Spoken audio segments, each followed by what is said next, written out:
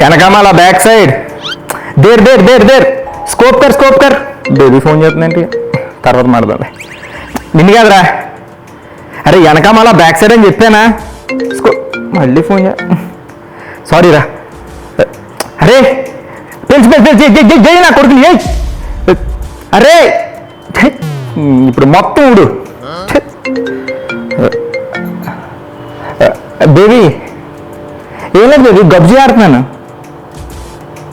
లేదు friends breakup baby baby baby baby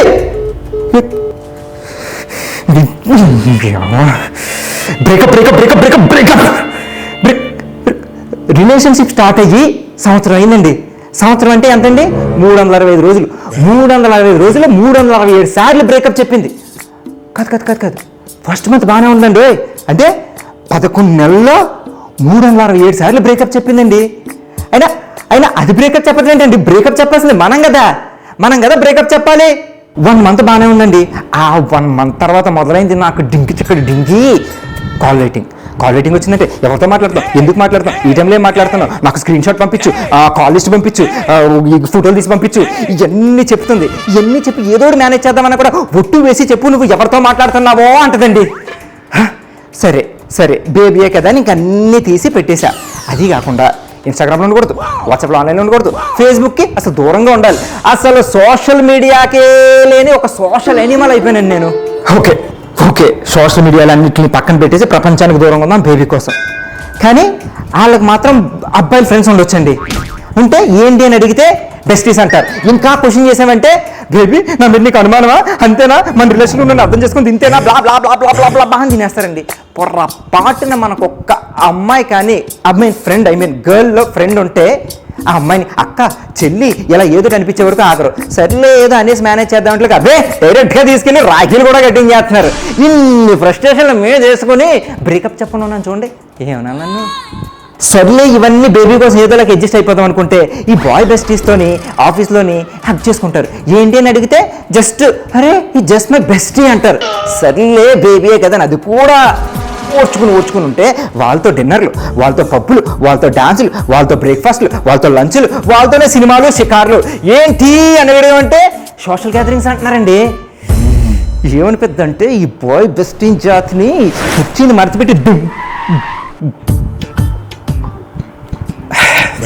మన ముందు ఇంట్లోనేమో చిరిగిపోయిన నైటీస్, అదే బాయ్ బెస్టీస్తో బయటకు వెళ్తే షార్ట్స్ టైట్స్, ఏంటని అడిగితే ఫైట్స్.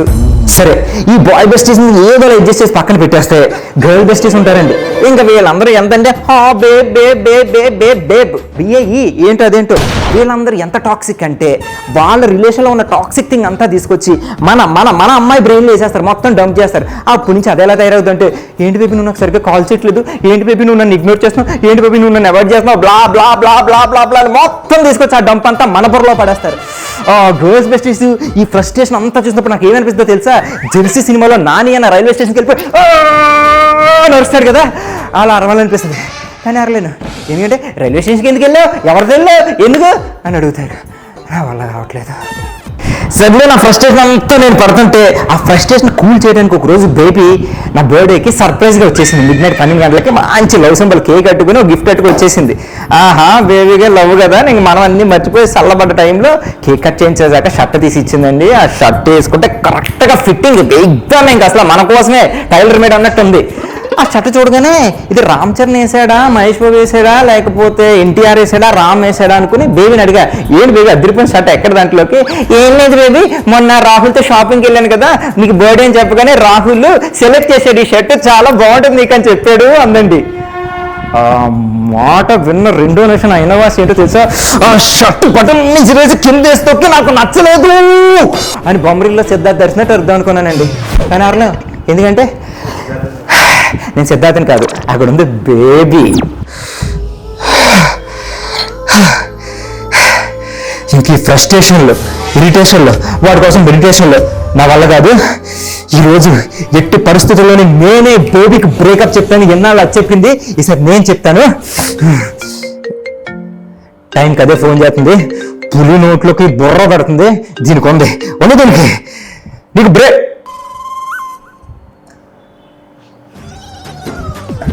ఏంటి బేబీ, మమ్మీ డాడీ ఊరు వెళ్ళారా?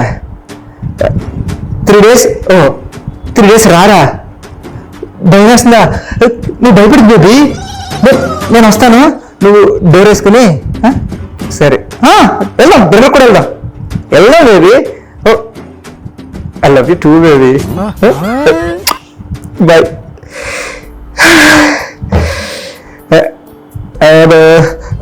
సరే సర్లే, ఏంటంటే అనుకుంటావు, అన్నీ జరుగుతాయి ఏమిటి? నేను బేబీ దగ్గరికి వెళ్ళొస్తాను.